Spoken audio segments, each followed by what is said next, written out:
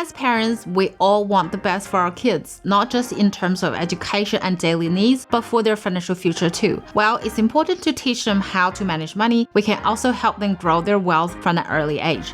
Thankfully, there are a few great ways to invest on behalf of your children here in Australia. I've already covered options like Vanguard Kids and Perla Head Start in a previous video, but today I'm diving into a head-to-head comparison of two popular options, investment bond and the Vanguard Kids account. They might seem similar at first, but the differences, especially in terms of taxes, can be a game changer. Stick around because the result might surprise you. Let's start with the investment bonds. Think of them as a combo of a managed fund and a life insurance policy. What makes them interesting is how they are taxed. The earnings inside an investment bond are taxed at the maximum rate of 30%. And if you hold the bond for over 10 years, any withdrawals are tax-free, no capital gain tax. You can name beneficiaries, making it a smooth way to pass on wealth to your kids or grandkids. If you want a deeper dive into investment bonds, I've got a video breaking it down in detail, so make sure to check that out after this. Now, onto the Vanguard Kids account. Launched by Vanguard Australia in 2023, it allows you to invest in the selection of funds on behalf of your kids. It's kind of like the Australian version of the UGMA or UTMA accounts in the US.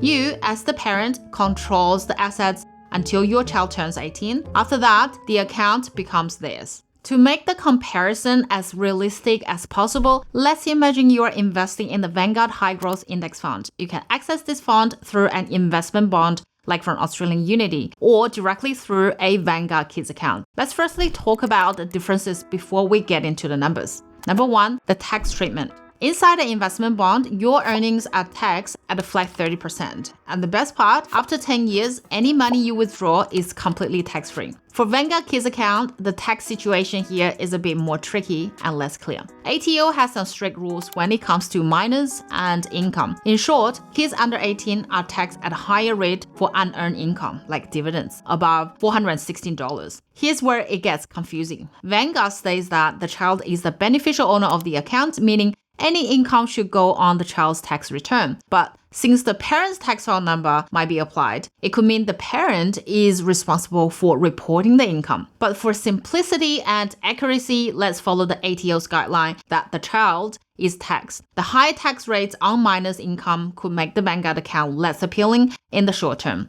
However, when the child turns 18, they inherit the original cost base of the investment, and any future gains are taxed under their personal marginal tax rate. Importantly, there's no capital gain tax triggered when the child takes control, since the beneficial ownership remains the same, which is great for long-term growth. In this comparison, investment bonds clearly offers a more predictable and tax-efficient option, especially if you're planning to hold the investment for 10 plus years. Now let's talk about investment options. Both options let you access Vanguard funds, but they differ in the range of choices. Investment bonds like those from Australian Unity gives you a wide selection of investment options. You can choose from active, passive funds, including high growth index funds or more conservative portfolios. But keep in mind, other investment bond issuers might have limited investment options. On the other hand, the Vanguard Kids account sticks to a smaller selection of core, low-cost index funds. Vanguard's all about simplicity. Sometimes that's a good thing. This could be perfect for parents who prefer low-cost, diversified index investing without too many choices.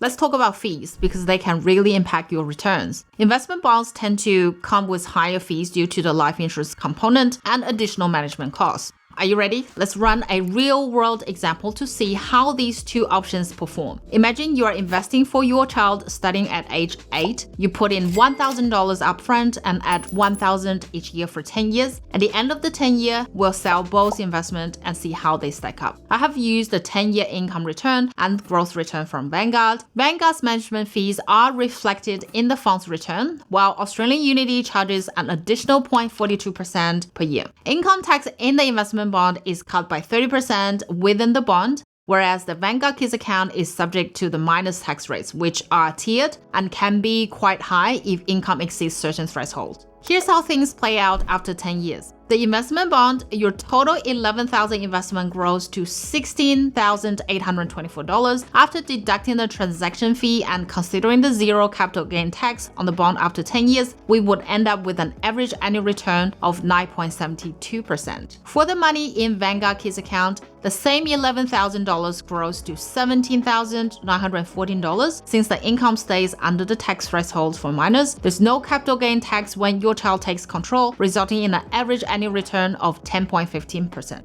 Now, let's increase the initial investments to $10,000 with $10,000 yearly top-ups. For the investment bond, after 10 years, the $110,000 investment grows to $168,244 with a steady 9.72% return. For the Vanguard Kids account, here the tax on unearned income starts to hurt returns, reducing the final amount to $162,111 and the annual return to 9.48%. Now, let's imagine you start with a $100,000 lump sum investment and top it up with $100,000 every year for 10 years. Here's how things play out. In the investment bond, your total investment of $1.1 million grows to almost $1.7 million after 10 years. Thanks to the 30% tax cap and tax-free withdrawals after 10 years, you're looking at an annualized return of 9.72%. For the Vanguard Kids account, the higher tax rates on minors' income start to take a bigger bite here. Even with the 50% capital gain tax discount, the final balance after 10 years is $1.6 million. That brings the annualized return down to 9.37%. So investment bond,